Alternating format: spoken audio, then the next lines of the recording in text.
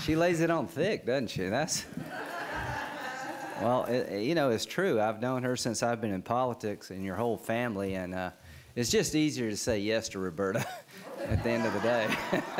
That's why most of us are here. Whatever issue you get involved in, if the Christian Coalition, Roberta, and our Wildlife Federation folks, if they get behind you and count on them, not fair weather friends. And the topic of discussion today is energy. Boy, what a time to be talking about it. What's going on in Japan breaks your heart, doesn't it? I mean, it's just, you got to remember, mankind is, we may think we're in charge, but we're sure not. You just never know what's going to happen to your country or to your family, and we'll help the Japanese people the best we can, and we need to learn from every tragedy. The one thing I guess you could say is that Charleston in the early part of the last century was devastated by an earthquake, right around the time of the San Francisco earthquake. There's a fault line in Somerville about 20 or 30 miles from Charleston. It's one of the major faults on the East Coast. No one's ever suggested of shutting Charleston down. No one's ever suggested don't live along the coast because of earthquakes, hurricanes, typhoons, or tsunamis. There's just a risk of being alive. That there's a risk comes with developing your country and progress. At the end of the day, the safest thing to do would be just to evacuate every coastline where there's a possible tsunami. But what would you do with all those millions of people? Where would they go? And if you give that up, what kind of country do you have? I guess another thing you could do is never build another tall building. I just don't think that makes sense to me. So you learn. You try to have tsunami warning systems for the people who choose to live at the coast, and you train and you prepare, then you just deal with what comes your way. Nuclear power. What's going on with the reactors? Who knows where it ends? These are 1971 vintage reactors. I hope and pray that we can contain the damage. At the end of the day, the damage from the reactor, the tsunami, and the earthquake is going to be devastating to the people of Japan. And we're trying to find a way forward on energy. I can't think of a more worthy subject for the Congress to spend its time on. What percentage of our oil comes from OPEC nations? Does anybody know? 46%. In 1977, it was 70%. We're more dependent on foreign oil today than we were before 9/11. Does that make sense? Look what's going on in the Mideast. The whole unraveling of the Mideast affects our national security and our economic security as much as anything going on in Japan. We're a nation without a rational energy policy.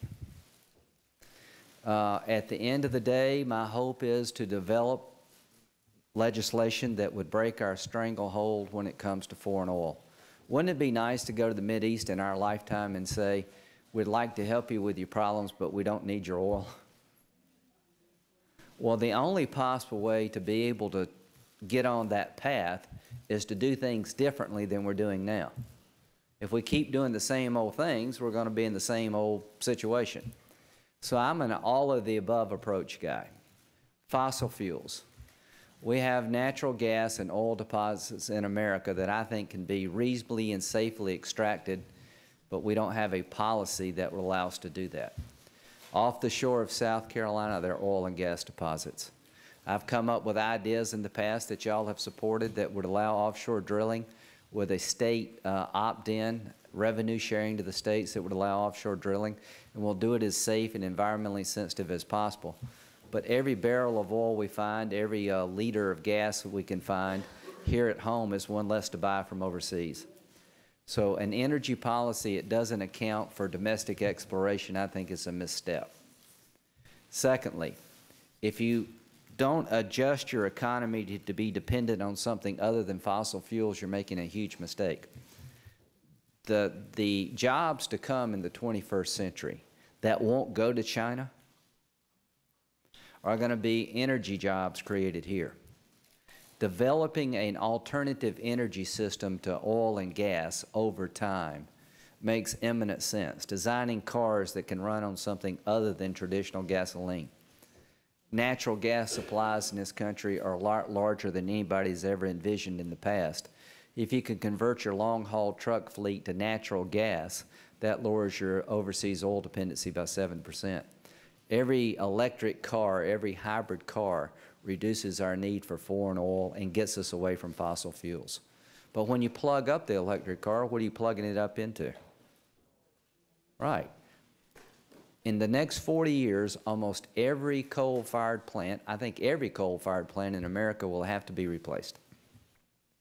What do we replace it with? I think clean coal has a place in our energy system. Carbon sequestration, cleaning up coal is a job creator. It also creates a better environment. And as a Republican, I'm unashamedly for clean air. I just want to do it in a way where you can make money, not lose money. Now, we have 250 years of coal. We have a lot of oil and gas in Alaska and other places that we could reasonably go after. I think we should do that. But we would be really, I think, missing the boat if we don't start investing now in alternative technology. The wind and solar market could replace up to 15% of fossil fuel-based economy.